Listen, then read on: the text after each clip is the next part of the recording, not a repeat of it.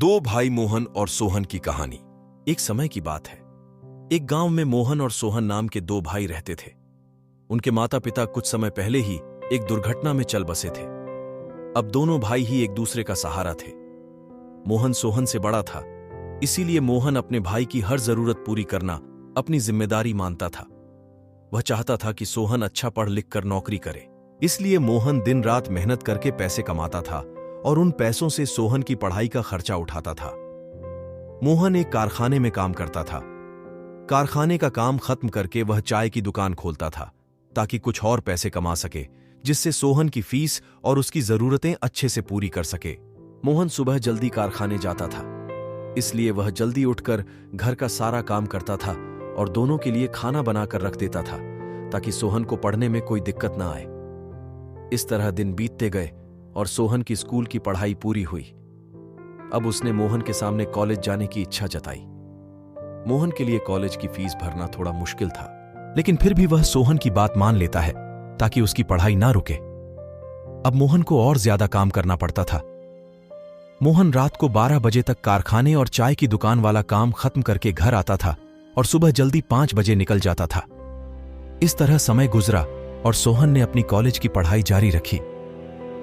वह कॉलेज में अच्छे से पढ़ने लगा। इधर मोहन दिन रात खून पसीना एक करके पैसे कमाता था। मोहन की नींद पूरी नहीं होने से वह कुछ बीमार सा रहने लगा था। फिर भी वह हर हाल में काम करता रहा। उसके मन में एक ही उम्मीद थी कि सोहन पढ़कर बड़ा आदमी बनेगा तो सब ठीक हो जाएगा और उसे इतना ज्यादा काम भी नहीं करना पड़ेगा।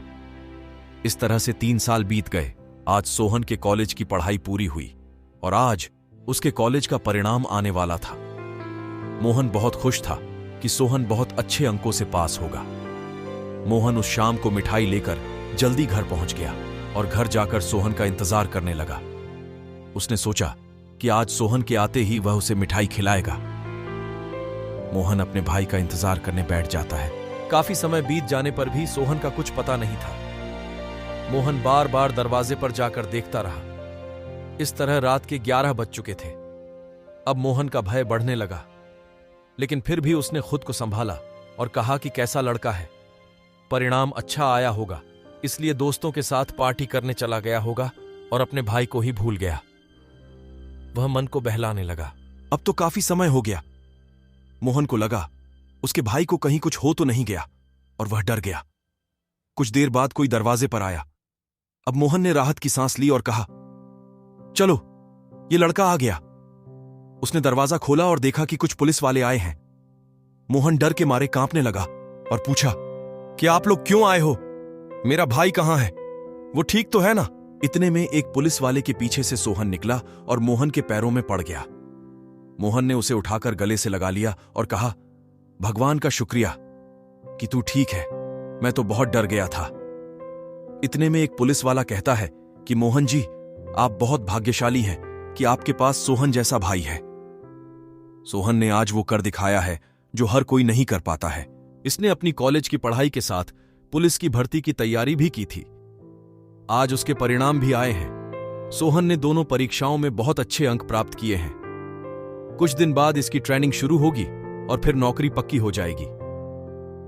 यह सुनकर सोहन ने कहा कि भाग्यशाली तो मैं हूं जिसने ऐसा भाई पाया है।